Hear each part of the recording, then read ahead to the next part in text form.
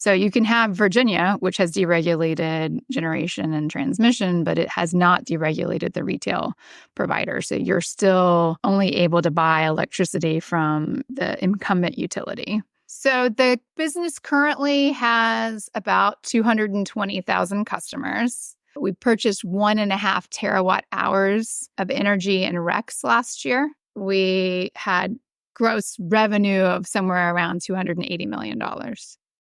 How do you describe the problem that CleanChoice was created to solve? Yeah, so CleanChoice gives residential customers and some smaller commercial businesses in the areas of the country where the regulatory framework for retail choice exists, the power to choose clean energy. And so that's principally in the Mid-Atlantic, New York and New England area. We're all on the East Coast. The big state that has retail choice that we're not in is Texas. And the big problem statement for the origin of the company was to avoid catastrophic climate change. And I would say this sort of subtext in that is that by giving people that moment of choosing something that's hopeful or where they can matter and make a difference and have an impact in their choices, that could spill over into other areas of their life. I would add that, the company successfully did that for about 10 years. And in the last couple of years has made a major strategic shift, which is when I joined the business. And so we're embarking on a new venture, which has to do with matching our customer load with generating assets in a way that de-risks the business. And so it's something that hasn't been done before. If you think of the arc of solar, when you think about in the beginning, you had to have a 20-year utility offtake in order to get anything financed. Yeah. And then that advanced to shorter terms, and you had QF projects, and then you had more commercial PPAs with creditworthy counterparties like Facebook and Google. And then you had community solar. No one has had a retail book matched to renewable generation other than the traditional players like Constellation and NRG. Well, Zoe, unpack that a little bit for folks who maybe aren't familiar with what solutions exist today for consumers. And I want to perhaps look at two different things. There's one, which you mentioned, there's NRG and Vistra and others Constellation, others who have provided both brown energy version of this and a sort of pseudo clean energy version.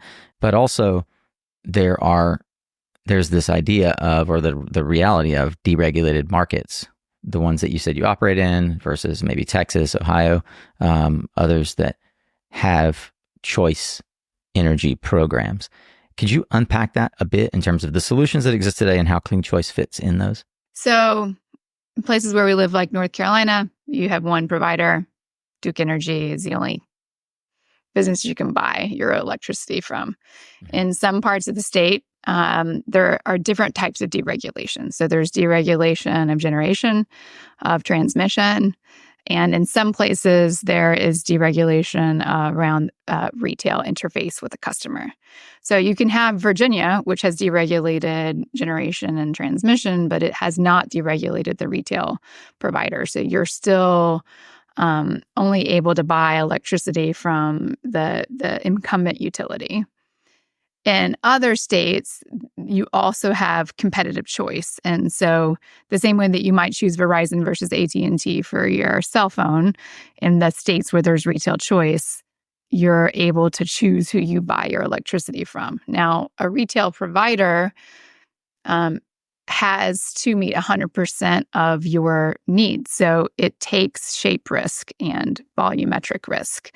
So we buy energy, and in our case, we also buy RECs, capacity and ancillary. And we buy all of that wholesale and then ultimately sell that retail. What we're hoping to do is replace that wholesale market exposure that we currently have in our business with a fixed LCOE by owning and operating generating assets. so that we're able to pass some of that pricing certainty on to our customers, which we know folks like. They want to know what their, monthly bill is generally going to look like. And so by having a fixed price contract, we're able to back that with generation. You mentioned replacing wholesale market exposure. How does a company like CleanChoice have wholesale market exposure? If our customers are using a certain number of megawatt hours a year, that creates basically a debit in our account with the RTO. And so our customers' usage acts as a debit. We then have to credit it with having purchased in the real-time market or the day-ahead market that same unit of energy. And we manage some of our risk because there can be big pricing fluctuations inside of the energy market with financial swaps. So if we're going to have a fixed price contract, we manage that. If we have an agreement to sell power at a fixed price to a customer and the energy markets are above that, we are exposed. We have to pay more than we have a contract to sell for.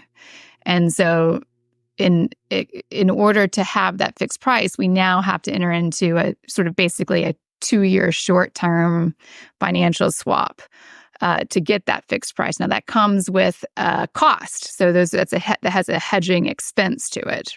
And sometimes we're in the money and sometimes we're out of the money. I will say historically, we're mostly out of the money. We're not trying to make money on our financial swaps. We're just trying to mitigate the risk that we have by being obligated to buy energy at a price that might be higher than what we've agreed to sell it for.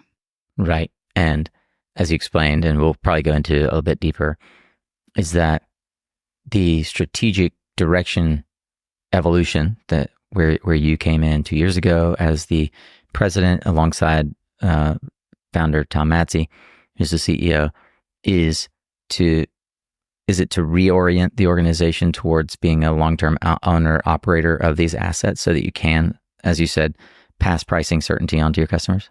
Yeah, that's right. Okay. So if you think about it, you can manage the risk I just outlined by either a short-term financial swap, which requires a lot of cash on hand, especially a company of our size. We have to post collateral if there's a cash collateral with BP, who's our energy supplier, right? So that has a high cost. So we can instead own and operate a physical asset that works as a physical hedge to that. And so, so the company brought me in to build out our generating sort of fleet to match our customer load. Amazing. We'll get into more of why you were the perfect choice a little later. I wanted to circle back to a term you used just so that folks are clear on the acronyms. RTO is Regional Transmission Organization. You might be familiar with terms like PJM or New York ISO or New England ISO. So how do you describe RTOs to folks? Because it's a really complex topic. I mean, is there like a short primer definition? Yes. I think that the way you can think about it is to create a larger pool of energy to draw upon. So you have a whole bunch of generating power plants all throughout a region. At one point in time, and in places like North Carolina, you have one entity that owns the generating capacity, the transmission and distribution lines, and has the customer. And so when you deregulate, there's different parts of that. And so what an RTO does is it has inside of a nonprofit management of the transmission. And so a generator will bid into either a day-ahead market or there's a real-time price that at that location, there's a price for energy that goes into a market. And the RTO manages the transmission of that and the debits and credits inside of the load-serving entities that have the obligation to serve the customer reliable power. Question I've always wondered, and I can sort of intuit or think I might know the answer, but why does the Southeast and broad swaths of the Midwest not have an RTO? when you've got MISO and PJM and New York ISO? Like, is there some underlying market mechanism that determines whether or not an RTO makes sense? The states have to pass legislation to join into a market. So it is a state decision as to whether or not there should be an open market or if it's going to remain a regulated market. Got it. And there was a sort of a move towards deregulation. In fact, North Carolina had completely written and was on the verge of passing legislation that would have deregulated North Carolina, and then Enron happened. And so when Enron happened, that really put a damper on a lot of the deregulation that had started to take place. Got it. So effectively, where an RTO exists, there is some level of deregulation of the market. Yes. And where an RTO doesn't exist, there is a monopoly of the market. That's exactly right. Okay, perfect. That's the clearest I've understood it in 18 years of working in this industry. So thank you for that. A lot of folks will be familiar with things like, like I said, PJM, MISO, ERCOT. But I feel like a lot of folks just say those words and they don't really understand what they mean unless they're actually selling power in PJM or MISO, or they're sitting in the interconnection queue trying to figure out what the hell's going on. So the most comprehensive and well-written book that I've read explaining some of this is actually a book called Energy Law in a Nutshell. And it was required reading for an energy law class I took in law school. I still recommend that book. It is the most insightful about how all of these systems work. That's Joseph Tomaine? Yeah. Okay. So I'm just looking at, there's multiple versions. There's one from 2011. It looks like maybe the 22 version is just the most latest edition of it. So definitely link to that. Thank you. We love books around here. Read a lot.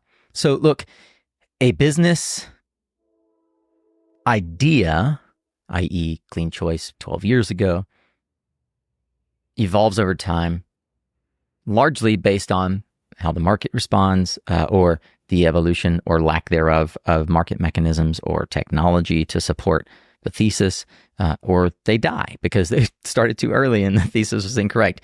What needed to be true for CleanChoice to work? And maybe let's just focus on the current evolution where you come in as president. What needed to be true for what you're doing now to work? I think there's two points of time to answer that question. When Tom founded the business, he did so after a long career in political consulting, where he had leveraged big data and marketing to convince people to vote or to donate money to political parties. And that was his history. Wow. And he had left and tried to put solar on the roof of his house. And it took him 8 months and it was really, really hard. Wow. And he was like, this is crazy. There's got to be an easier way for people to be able to make a decision or a choice that to have clean energy. And so I think at that time, what was needed was a unique business model, yes, but there also wasn't anything that was able to serve the part of the market that doesn't have a roof, or there's a lot of people who want to choose clean energy, but it just doesn't work for whatever reason for them to have solar on the roof. And so it answered a very specific need in the market that has been rising as more and more people want to take action in ways that are consistent with their values. And so that was that need is what was addressed by the original business. Yeah. This second phase of the business, or sometimes I talk about it as a first mountain and a second mountain, is the second mountain that we're climbing here in the business, is the biggest change is community solar. So part of why I got excited about this opportunity, we can talk more about how I landed here, but part of what got me excited about it is that early on in the days at Pinegate, we were developing small projects in Texas, and we were selling them to Cypress Creek. Cypress Creek had a retail business that it had spun up in Texas, and it did not succeed. And so there were a few reasons for why it didn't succeed. I think one of them is that in order to get projects financed at that time, you needed customers to sign a 5-year contract. And it needed to be like, sort of specific. And that's not something that you can do in retail choice. That's just not that's not the market dynamics. So when I saw what CleanChoice had done, I was like, wow, they built the hard part. In a lot of ways, building a successful retail business is harder than building a successful solar IPP. Right. So in my view, I was like, wow, they've done the hard part.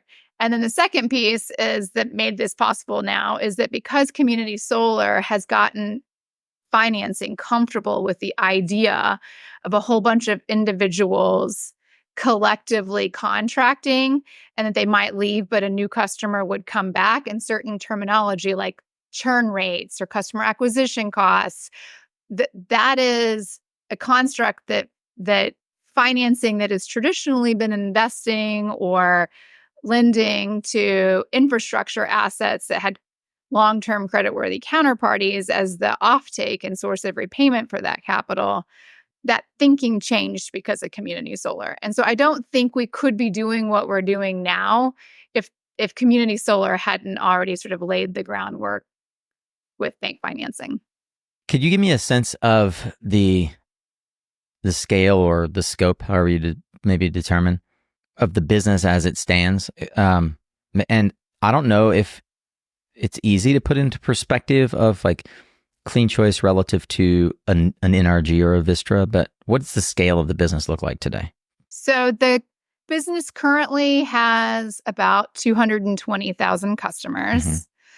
We have an active footprint in about 11 states. We purchased 1.5 terawatt hours of energy in RECs last year. And we had gross revenue of somewhere around $280 million. As compared to NRG or Constellation, that is a fraction of the size. Yeah. Very, very, very small. I am remiss. I wish I had my statistic, but we are somewhere around, less than 2% of market share for. I think the highest penetration that we have for market share is in the DC area, and I think we're at 8% in DC. Wow. Just for context, our biggest competitor is really inertia. It's that people have their incumbent utility as their retail provider, and having them make a decision to change that to anything is the biggest competitor. Yeah, the will to decide, the will to change. I've said often that it's funny, the solar industry, internally we like to rah we're doing great, but we have less than, now it's I guess 3%, 4% penetration of the market as a total. And the technology industry, or basically any industry, if it only had a 3% penetration as an industry, would not consider that a success. So it's like a lot of self-congratulating, but we are making strides. And inertia, we are changing the way folks buy electricity and how we not only buy it, but generate it, how we interact with it, how we store it, the way that it provides one of the core values of being American, which is resilience and self-reliance.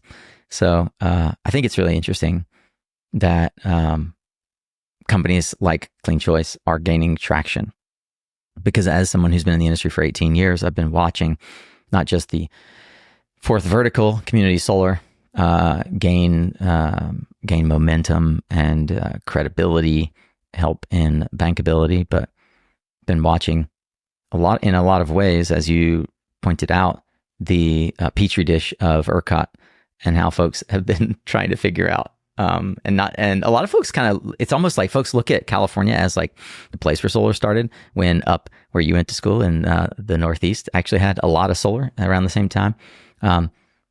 New Jersey and Maryland and Pennsylvania in some ways pioneered RECs. So it's funny how we think about markets like Texas or California as market making, when a lot of the experimentation has been done in the U.S. Northeast. But you are not from the U.S. Northeast. Where'd you grow up? So I grew up in Texas.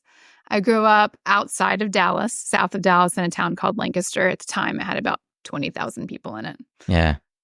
Felt small then. Yeah, it did feel small then. It did in many, many, many ways. Yeah. I grew up in a town of less than 20,000, next door to a town of about 25,000, right outside of Myrtle Beach, South Carolina. So I know I've got many friends from Texas, and the feeling of a small southern town. Was it a close-knit family? So yes, although small. So my mom, I'm an only child, so it was me and my mom. My father passed away when I was 9. And, so we had a really, really close relationship. She also had me pretty young. And so in some ways, I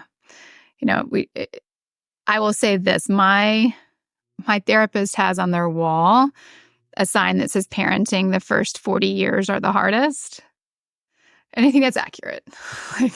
It seems like just now at 45, on the other side of 40, I'm finally in a place where I'm having a true adult relationship with my mom.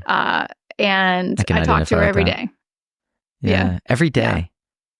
Yeah, I talk to her every morning. Wow. Is that something that is a relatively new experience? No, I've always connected with my mother. We are very... Does she live nearby or still in Texas? So she moved here about 2 years ago. Got it. And 2 years, maybe 18 months. She moved up to outside of Wilkesboro. Got it. So she's in the brushy mountains, if you will.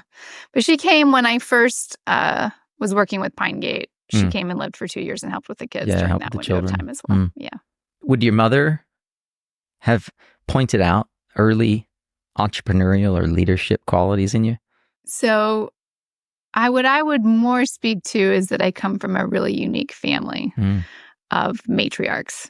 Okay. So, my grandmother was a feminist from the 1950s. I think it was really important to her that she raise daughters that were independent and capable. And so both my mother and my aunt had strong careers. My mom was actually the owner of a small bicycle shop. So I grew up inside of the bike shop. Wow. So I was sort of steeped in what it was to be a small business owner from the time I was in the first grade. Yeah. So that was what sort of bike do you have now? Informative. What kind of bike do I have now? I will confess I don't have one. And I also misspelled bicycle in the second grade spelling bee, which, as you can imagine, devastated your mother. Went down in infamy. Yeah, that's great. Okay. So growing up in Texas, I'm curious what inspired you to apply to law school in Vermont, of all places? Yeah. So I actually left high school early. I wanted to leave Lancaster, Texas. And so my sophomore year of high school, I got my GED and I moved to Austin, Texas, where I went to community college. And then when I was 18, I transferred to Evergreen.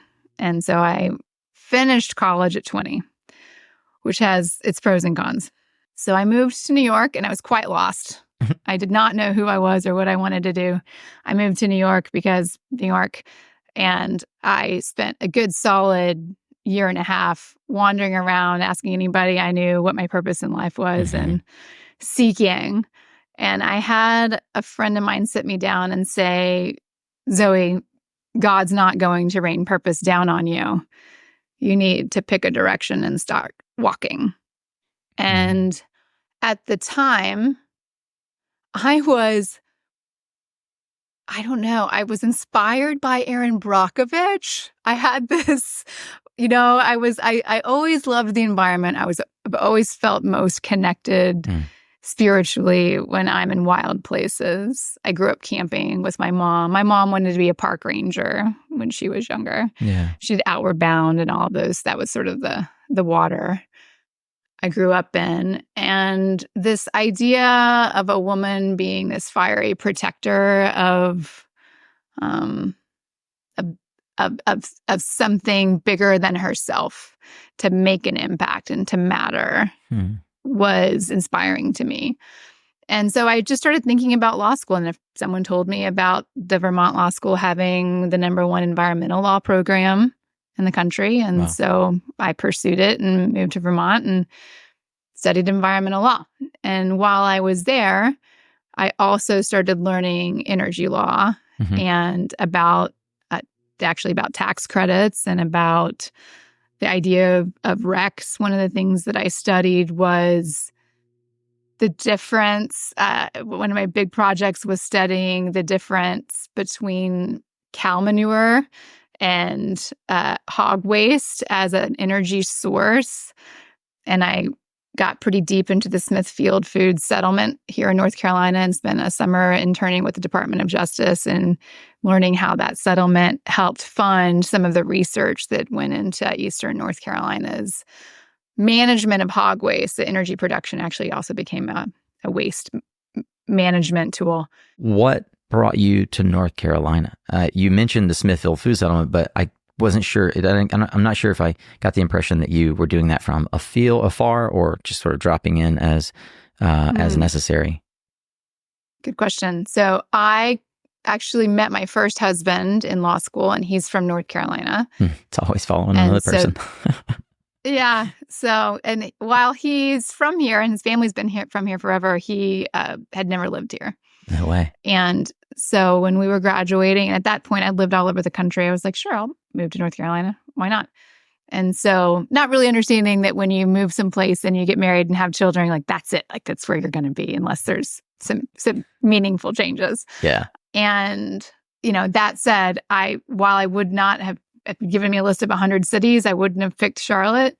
I have come to really love being here. North Carolina is definitely home now. But in any event, so rewind time, and we moved to Winston-Salem, which is where his family's from. Yeah, just outside of Raleigh, for those who are unfamiliar with the terrain. So Winston-Salem, right? Smaller... you moved to Winston-Salem, which is outside Greensboro. Sorry. Yeah, it's outside of Greensboro. It's about 2 hours from Raleigh. So I would say Winston it's a smaller town. It's about 200,000 people. Yeah. And it's definitely, a more traditional place. And I got a job doing whatever I could out of law school because I had student loan payments to make. And I was lucky in that I landed at a law firm that specialized in low-income housing and historic tax equity. Yeah. And I learned how to do project finance with tax equity. And so when the North Carolina RPS passed, there was a lot of interest and energy in early-stage entrepreneurs trying to figure out how to do solar in North Carolina. Yeah. Well, RPS, Renewable Portfolio Standard, is a term that a lot of folks probably recognize. You weren't directly involved in the solar industry as these laws were being passed. You, as you mentioned, were working on tax equity deals, and you had a sort of side conversation during a board meeting, if I recall, that sparked your initial curiosity. Is that right? Yeah. So to keep up with my passion for environmental matters, I served on, I think, 6 different boards and started the young energy of entrepreneurs. Yeah, the young energy, right? So I was on the board of the North Carolina League of Conservation Voters, and a gentleman by the name of Brownie Newman, another early solar person, gotta have Brownie on the show, was too. Their political director. Yeah. And we were doing a fundraiser. And he asked me what I did for a living. And I told him this boring thing called tax credits. You don't want to know about it. And he was like, actually, I really do want to know about it. I am on the side doing sales for this company called FLS Energy. And we're trying to sell solar hot water to folks. And it's hard because there's this North Carolina tax credit and there's this federal tax credit. Nobody really knows how to use it. And that began a conversation that ultimately resulted in us closing the first tax equity structure in North Carolina. Wow. Bank of America was the investor, the very first one, yeah. And we figured out how to work the tax credit, the state tax credit and the federal tax credit, how to This is circa 2008, right? Yeah. Mm-hmm. Yeah.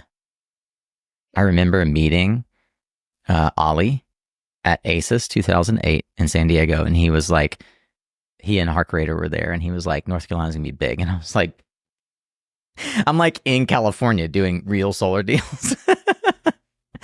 Oh my God. Yeah. I can't believe the hubris that we all had in California of like basically laughing at our brethren in North Carolina at that point. Keep going. No. Well, it was, there's a lot of people that made that this market happen. Yeah. It's a good story. Yeah. A lot of really, folks that were early true. movers that it took some creative interpretation of rules and regulations to make it happen. And a lot of lobbying, a lot of courage, a lot of believing Yeah. in the myth until it became reality. That's right. Mm-hmm. So I was young and willing to bill people, I think like $120 an hour. Yeah. And I wrote off 800 hours that year. Oh my goodness. Yeah. And to Blanco's credit, they were willing to let a young lawyer start a new practice and gave me a marketing budget and said, sure, if you think you can create a new practice in our law firm, go for it. Phenomenal. This is Blanco Tackaberry. Yeah. So we ended up starting a renewable energy practice. We represented pretty much everybody. I mean, I can't really say someone who didn't come through our doors. Amazing. And well, yeah, as a young up-and-comer, you also were beginning not just your career, but your family. There's a moment that became kind of an inflection point for you to decide to leave law in the practice form and go into private counsel with companies. Can you talk about that moment and the decision tree that led you to FLS? I was pregnant with my second child, and I found out on the same day that Gabby Giffords was shot that my daughter was going to be born without her right arm. And I ultimately named her Gabby. Oh, wow. And I had a chance to have Gabby meet Mark. But That's anyways, super cool. That's a different story for another day. But Gabby is great. She's a firecracker. She's plenty strong. At the time, I think I had a lot more fear about what that meant than what it translated into in reality. Yeah. But it did make me pause and evaluate what was most important to me and whether or not being a lawyer in a law firm and becoming partners with, the folks at Blanco Tackaberry, if that was the path I wanted to be on. Yeah. And if there was something different that really lit me up. And so I decided I wanted to go in-house, and I kind of evaluated all of the different options of the companies that were in play at that time. What I liked about FLS is that it was a partnership. It wasn't owned by any one single individual. There were 3 partners at the time who had started FLS, the F, the L, and the S. And we, came in. Can I drill down there for a second? The decision to go to a partnership versus a single owner. What did you learn, I presume, in the time that you were lawyering that led you to the conclusion that it would be better to work with partners? When a team of people, and this is a lesson that I continued to learn on a deep, many further layers while I was at FLS. But when you have a team of people, you force harder conversations. And, I talk about it like this, that you ultimately, ideally want a team of people where every single person is essential and none of whom are sufficient. And when you have that kind of a team of people, you're able to accomplish really extraordinary things. And you do so at a magnitude that's greater than you would as any one individual. So I believe that that's true. I think the other thing is that the work environment, when you have the leadership is oriented towards others as opposed to maximizing profits for oneself, leads to a work environment that's more collaborative and less top down. Most probably folks outside of the North Carolina market are less aware of the pioneering work that FLS did. What are you most proud of that you all left as I'll call a legacy through FLS Energy? The people. The people have gone on to continue to do amazing things and have What does that look like? Spread their talents far and wide. Yeah. And what does that look like? So we mentioned Brownie. Brownie has his own development company. Dale, who was at the time the CEO, is working as a partner with he's Paddle Energy. His company is also with North Sky, and then of course Chris and Ray and Ben were all part of the partners with myself that started Pinegate. Mm-hmm. Yeah. Yeah. I'm curious about the Pinegate, the time at Pinegate. I think that you guys all sort of started together, or did you join them after it was created? So we decided to sell FLS. Mm-hmm. So one of the things that happened is that we were really successful with the North Carolina QF market. Yeah, qualified facility. And we had not really pivoted into a larger development pipeline. Mm-hmm. And it felt like there was this sort of moment where we could probably sell the company and realize the most gains. And that beyond that, it was a question mark about whether we were going to be able to pivot. And if we were going to pivot, we knew we needed a bigger capital provider. And so at the time that I left FLS, we made the decision to sell to Macquarie. Mm-hmm. And that wasn't a place I really wanted to be. And so not to, cast any, I just didn't want to be inside of a large private equity fund, different culture. And so I had left, and there was a gentleman by the name of James Lester who had started Pinegate. Mm-hmm. And at the time, I think there were 8 employees, and it was acquiring land and filing interconnection applications. Novel. And then at the time. Selling in a joint, at the time, and selling through a joint development arrangement, 100% of its development to Cypress Creek. Right. And so James had some accounts receivable, and he wanted to turn Pinegate into a company that participated in a broader swath of the life cycle. And so I joined Pinegate and became CEO, and with the intention of taking some of that pipeline and turning it into operating projects. Yeah. When the deal with Macquarie fell through, Cypress stepped in and bought FLS. Huh. And when that happened, they released everybody from their non-competes. Mm-hmm. And those folks came and joined Pinegate. Wow. There was about 30 people who came over. And that was at that time that we brought in Chris and Ray and Ben and made them partners in the business. Amazing.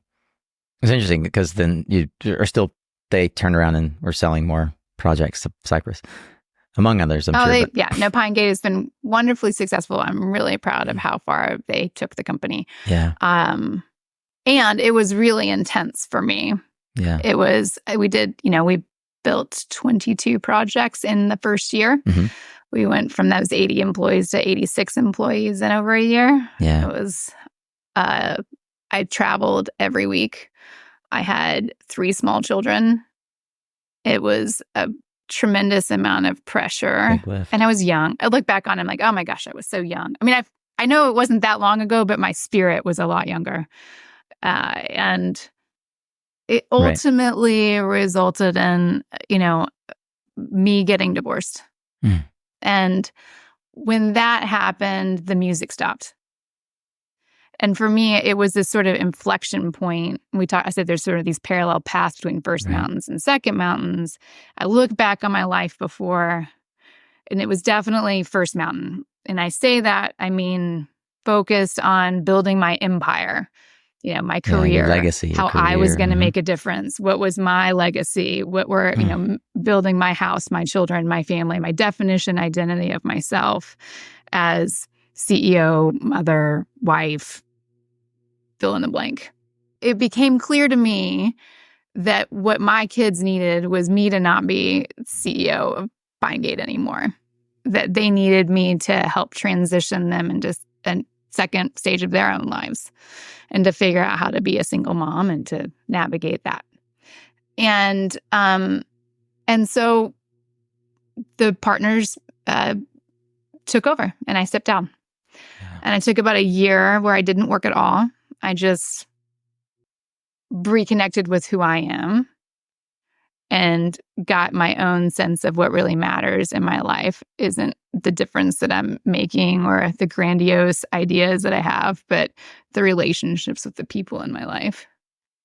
And started re-engaging with life on a much deeper and more meaningful way. And I spent several years focused on just doing projects to kind of pay the bills.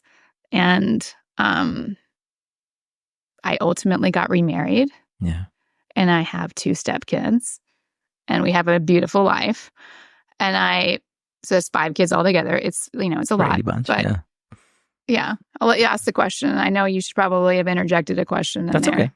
So I'm really grateful for the direction that it's going. And I think it's beautiful. Thank you for sharing all of that. I get the sense that in the second mountain, as it were, the second summit of your career, while you have big goals and you certainly have a vehicle that can take you there, Zoë Gamble version 2.0 is focused as much on the kind of creation, the kind of workplace and environment as the kind of work product. Maybe the question then is, thinking about this stage of your career and work product, what creates purpose for you? When I decided I was ready to invest myself back in an enterprise, because some people are artists and they know they have to make art. For me, building organizations is the consistent theme. I sort of say, I'm not the person to come up with the idea, and I'm not the person to run a 1,000-person organization. I'm somebody who can take an idea and make it manifest. And part of that manifesting process is the working environment that people are inside of and what teams can do together that produce really extraordinary results and that are impactful and that are industry leading. I like to be on the cutting edge of something. So all of that was swirling around in my mind when I started seeking my next opportunity. I thought about leaving solar altogether. That would have been obvious. But what landed in my lap was this partnership with Tom. And so, there's a few things that were true about CleanChoice that made it a good fit for me. So one is that Tom is really committed to women in leadership. More than 50% of the executive team are women. Wow. He was interested in being in partnership. He felt like he'd been the CEO of a company at the top of the mountain, making all of the decisions by himself with a very talented group of people working with him. But he was tired of being alone there. And so it was a real invitation into a partnership to build something together.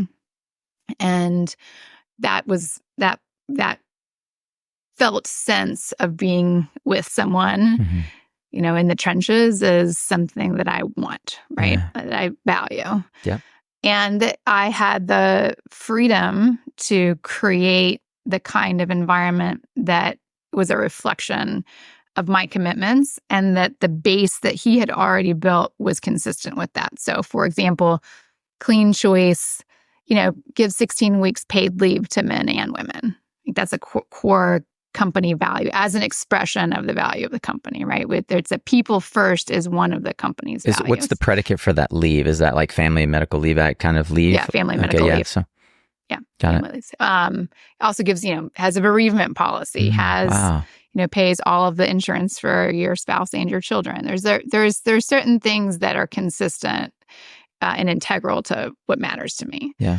So inside of the Gen Co, that's what we call it. We've got the Retail Co, which is Tom, where Tom's focused, and then the Gen Co, where I'm focused. Yeah. It's a startup inside of an existing platform. Yeah. And so we're in all of the startup phase. And so we are creating our mission, vision, and values. One of the operating norms. One of my operating norms is outcome over ego. How can we work with one another in a way that We don't have to be right. You don't have to make others wrong. You don't have to be the best. You're not necessarily trying to prove your worth or value. We're here to create something together, and you all already have value. You all already have proven yourself, or you wouldn't have been invited in. So let's stop worrying about that, and let's put our attention on what it is that we're going to do and how we're going to get there. At the time that you were brought in to CleanChoice, Tom and the board and the leadership team were making a lot of decisions around the fundamentals of how the game was played. And you mentioned earlier just the amount of money required to run this kind of business. Can you talk about the evolution of the financing of a company like CleanChoice? One of the remarkable things about CleanChoice is that the original investors had not taken any distributions in over 10 years. No way. In a decade. And man. Yeah. And so they were all impact investors. So they were looking to create a business and fund a business that was making a difference in the world. And so they were, And there was a couple of rounds. I think ultimately it was the combination of the multiple rounds was around 18 million. But the growth of the business was resulting from taking earnings and reinvesting them into more customer acquisition. So the major parts of the business are investing in marketing and technology, data science, to be able to identify the kinds of potential customers that would be a good fit for our product, and targeting them. And then targeting those people, right? So that then we have reinvested all of those revenues into growing our customer book. At some point, you had to move beyond the original set of investors, 18 million raised.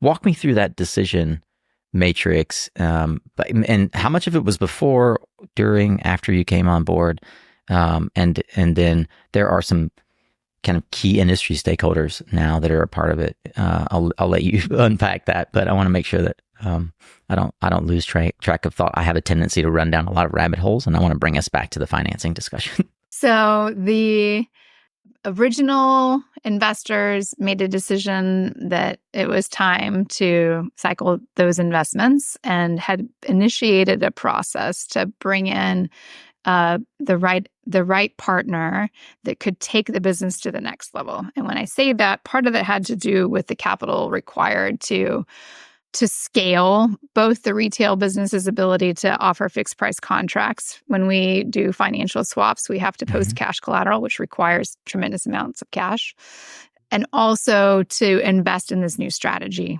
So True Green Capital ultimately was the counterparty that we partnered with. And so when they were initiating that process, the company was at an inflection point where it could decide to go down a path where it was going to be a access to the home to be able to sell different kinds of energy services and products to customers. Right. And so that was one type of investor that was evaluating CleanChoice. And that is like an IGS style business, right? Like you can be a choice energy provider, you can offer a lot of this stuff, or am I confusing the models? Yeah. So at the time, the decision was about, are you selling electric stoves or electric hot water heaters, or are you selling, EV charging stations? Are you selling electrons or are you selling appliances, basically? Yeah. Are there other things that you could be selling to help be the trusted green energy partner for how you want to decarbonize your home? And so that was one possible path for the company, and it had been setting itself up for that. The other path was to do this different business model, which was, okay, well, let's invest in energy infrastructure that is going to do a few different things. It supports the brand of the company because we're actually really building and owning and operating generating assets. So, RECs are still sort of a nebulous concept for consumers. Right. And it has the added benefit of de-risking the business. And so it makes the company fundamentally a better enterprise to deploy future capital into. And it is allowing us to offer our customers the kind of retail product they really want, which is a lower cost energy solution that is clean. And that that business model was one that True Green Capital understood. And there's a few different reasons for that, one of which is because if you think about it, understanding the risks associated with a retail business and being able to invest in that while also understanding infrastructure assets and what goes into investing in infrastructure assets is really unique. Yeah. And ideally, you want to have a single investor on both sides of those business, because then you're able to make choices that are maximizing the synergies between the business as opposed to trying to compete. Like, what's the price for power that you're transferring to one another? And when it's the same on both sides, you're not competing about that. You're just looking to maximize total enterprise value. Right. And for those who are unfamiliar, why was True Green set up to be the right partner? I think honestly, Panos, who's one of the, is the managing director and founder of True Green, has his PhD in energy markets. And so he understands the business model that we were trying to articulate and to create. And the other piece of it is that historically they have acquired and owned and operated their own infrastructure assets. Right. And so CleanChoice does represent a new opportunity for them in investing in larger operating businesses. It also is an opportunity for them to invest capital in a community solar 2.0. So a lot of what they had historically been investing in is in community solar projects. And so this is getting to the same thesis, but without geographic constraints, without project size constraints. You're able to build a solar farm that's 50 megawatts in Pennsylvania and use that for energy that is required for our customers in DC. I mean, there's not the same kind of geographic constraints inside of a community solar program. You said something to me in another call that you helped discover ways that innate patterns are getting in the way of work. Can you unpack that? If you've ever heard of the conscious leadership, that's a great tool. But one of the tools that I will often draw from that is the drama triangle. So, if you are in a reactive place or if you've fallen below the line, you can typically identify yourself in one of three places. You are in the role of a victim, you're in the role of a persecutor, or you're in the role of a rescuer. And when you're in one of those roles, there's not a lot of creativity. It's hard to be curious. It's hard to imagine what it's like on the other side. You're kind of locked into whatever narrative or story you're telling yourself about the situation. And that can leave you blind to coming up with alternative solutions to a problem that you're working in. And so being able to have a shared language around, hey, I think you might be below the line here. Where are you? Where are you? Are you above the line, or are you in a reactive place?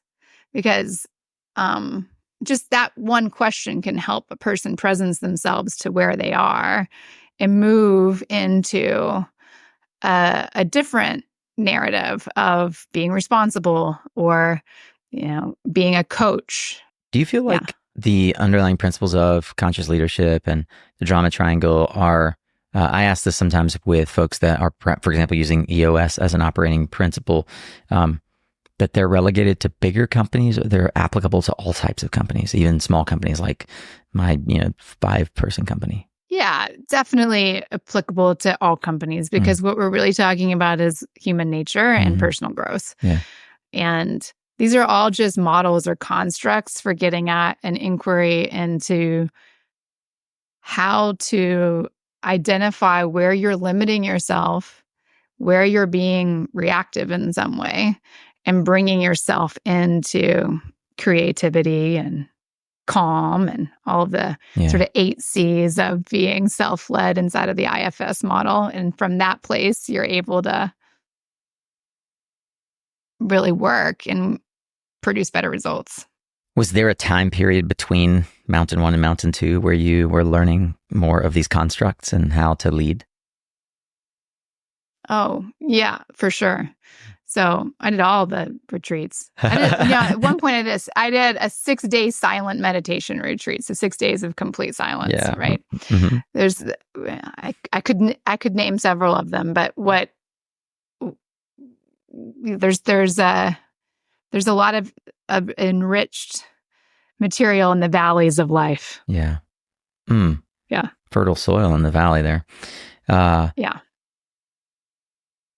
It must be refreshing for you, having often been the only woman in a room, to be in what sounds like a female-led leadership team at CleanChoice.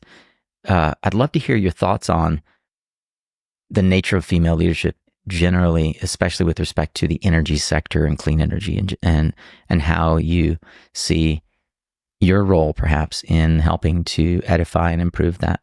Yeah, definitely have seen tremendous growth in women's participation in this industry and stepping into leadership.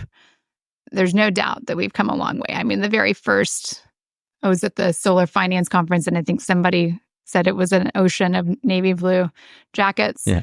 But from my vantage point, it was actually way more diverse than it was compared to the first conference I went to, where I think I was one of literally 8 women that were in attendance at that conference. And so we've come a long way. Mm-hmm.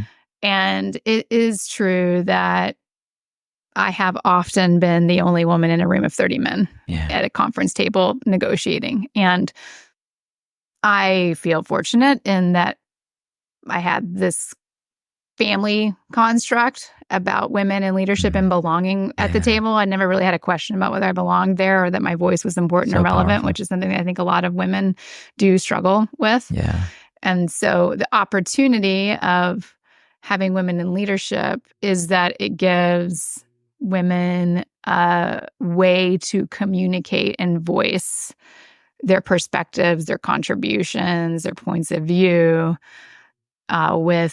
and of course, this is all getting into sort of gender norms, and I want to be cognizant of that. Sure. But, I think oftentimes, particularly women that are coming up the career path, have their experience is that they don't want to have to elbow their way into the conversation and no one's inviting them in. And that the loudest voices in the room get the most attention.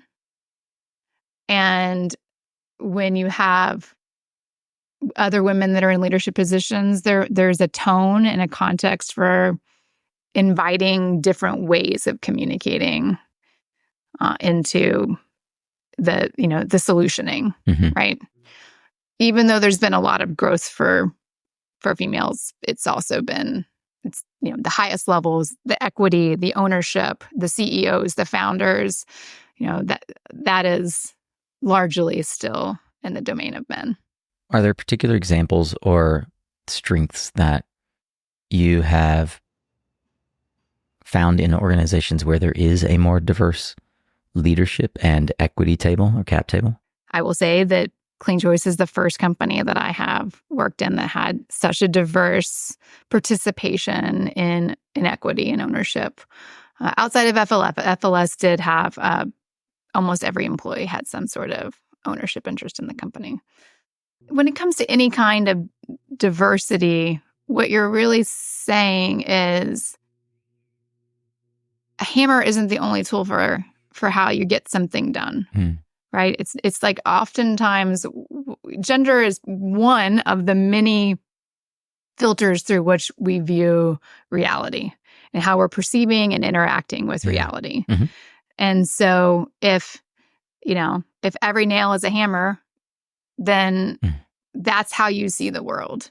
Yeah. But if you have a different, in the room, looking at a problem statement, you might come up with a different tool for how you're going to solve the problem because there's a different filter through which it's viewing reality. Right. It's that old adage about the elephant in the trunk and the tail, right? Faith, yeah. Yeah. And so it's getting at a different way of viewing problems? What is the problem statement? And what are the possible ways that we're going to solve it? Yeah. So I think that's the opportunity of a more diverse leadership. I love that as well, because as I have invited more voices into the room, just with SunCast Media, we are approaching problems differently, ways that I wouldn't have thought of. I've had team members say, can we? They ask for permission where I've said, like, just go ahead and do things. Like, can we consider this alternative path that actually embraces a skill set of a team member that I didn't know was there because I wasn't paying close enough attention, I'm really grateful. I can't imagine what it's like at 100% company, honestly. How do you balance as the president, who typically is the sort of the equivalent of a COO, like your job is to get stuff done. How do you balance that EQ side with the go-getter need to build the thing? I'm not sure that it is an either or conversation. I think it's a both and. How do you integrate them then? Yeah. Well, I mean, I make time. Yeah.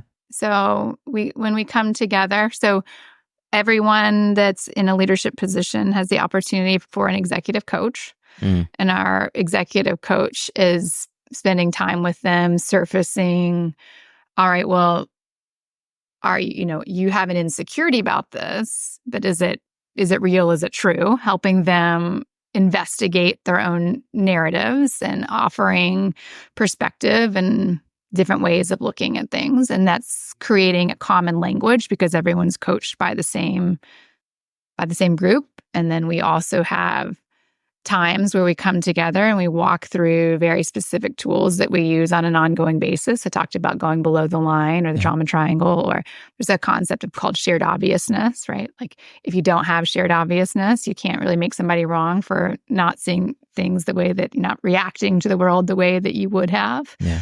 And there's room for emotion. Like I say, tears are water on the face. Like if you're upset, sometimes you'll see, like a lot of times in traditional gender roles, the way that men express emotion is with anger.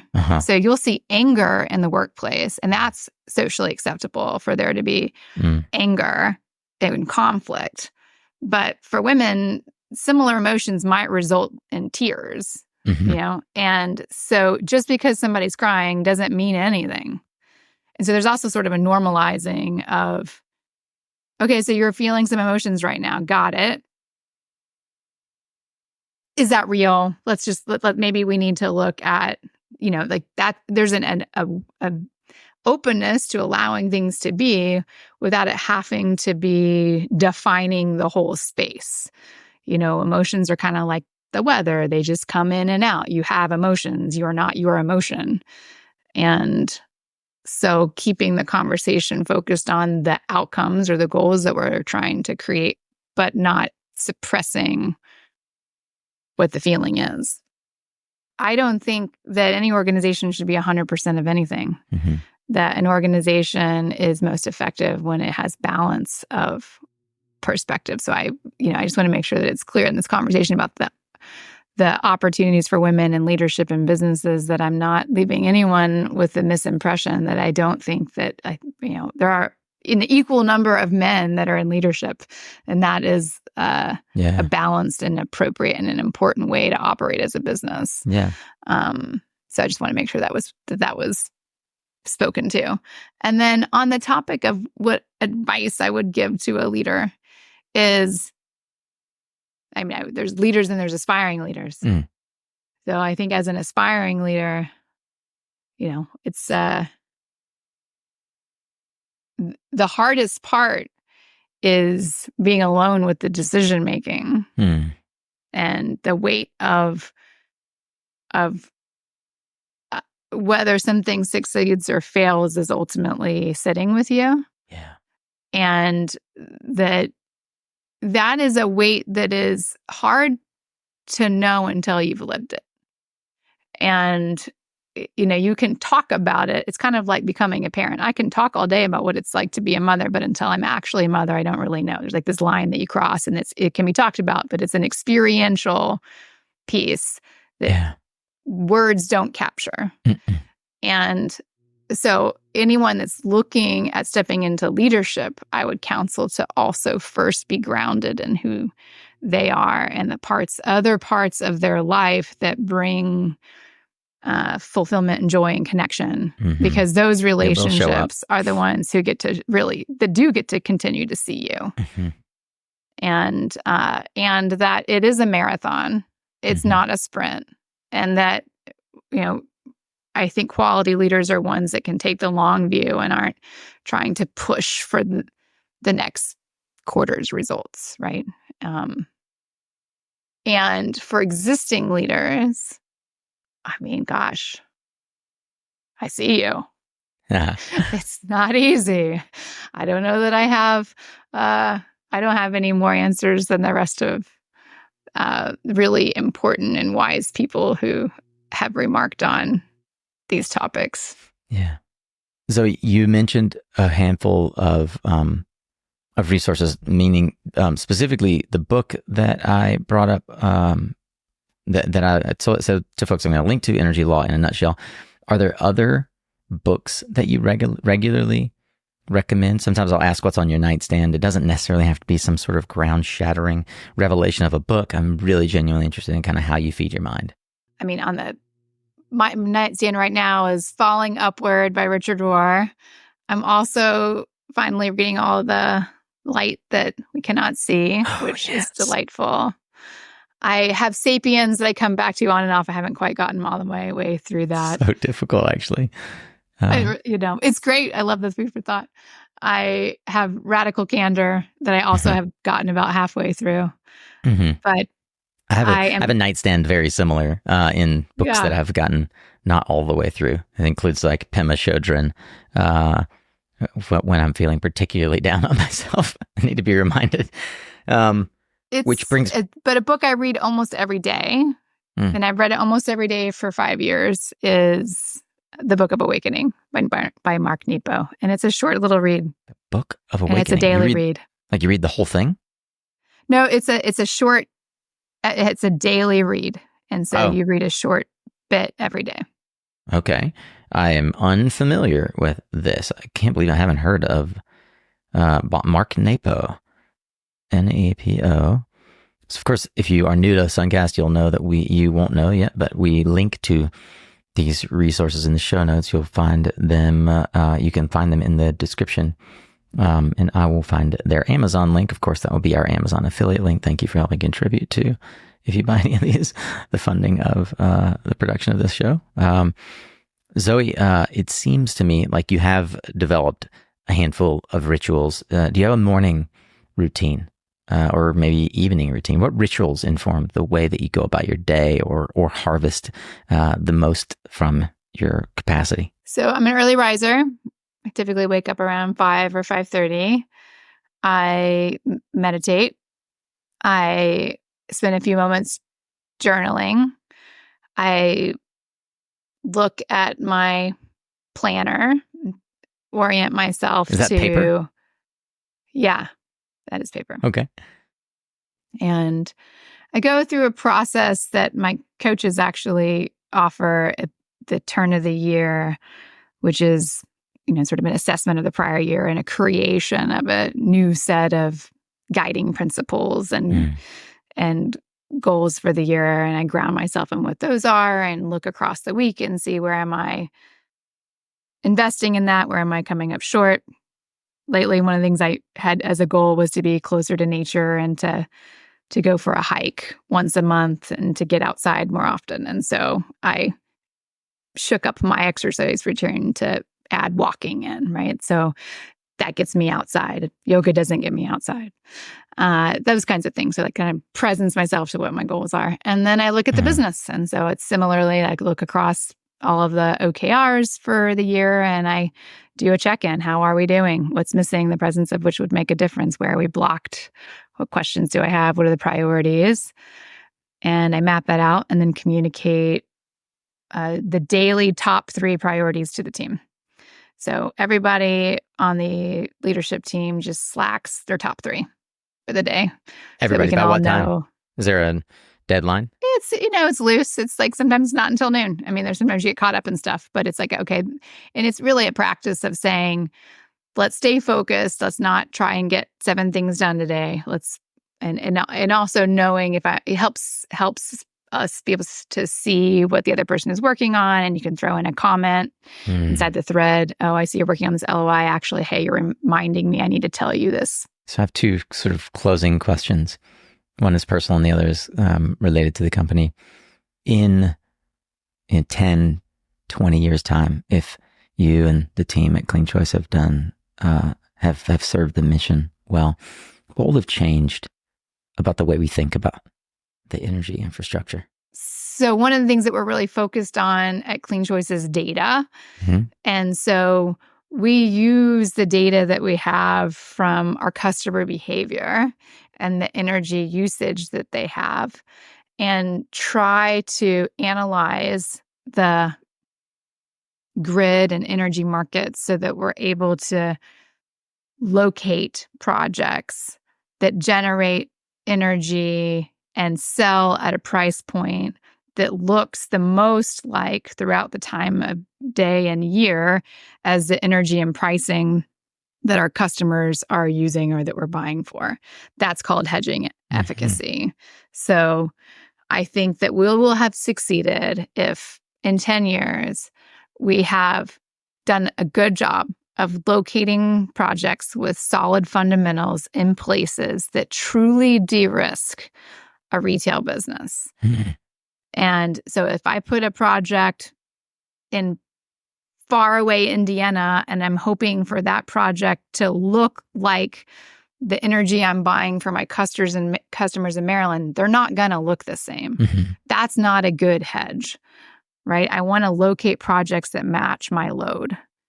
And if I have then been able to offer customers a lower priced product that continues to be easier to access and manage, which grows our customer base, which unlocks our ability to build even more generation, I've built a flywheel. Right? And that's what that's really we at CleanChoice we will know if we've been successful in 10 years because we will have built that flywheel that's unlocking more generation and more customers. And if you, Zoë Gamble, could leave every person that you meet with one thing, what do you hope that would be? Well, love the life that you got.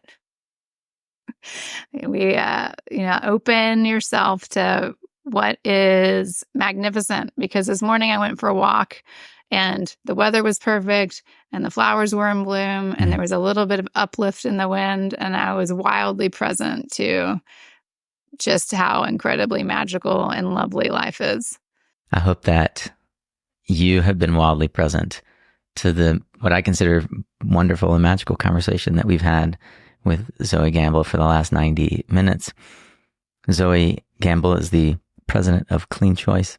She's a pioneer in the North Carolina tax equity and solar market and is a leader of this thing we call the clean energy revolution. Zoë, it is truly an honor to have a chance to get to know you better and to help share your story here on SunCast. Thanks for joining us. Yeah, absolutely. Thanks for having me. I appreciate you being curious about my life.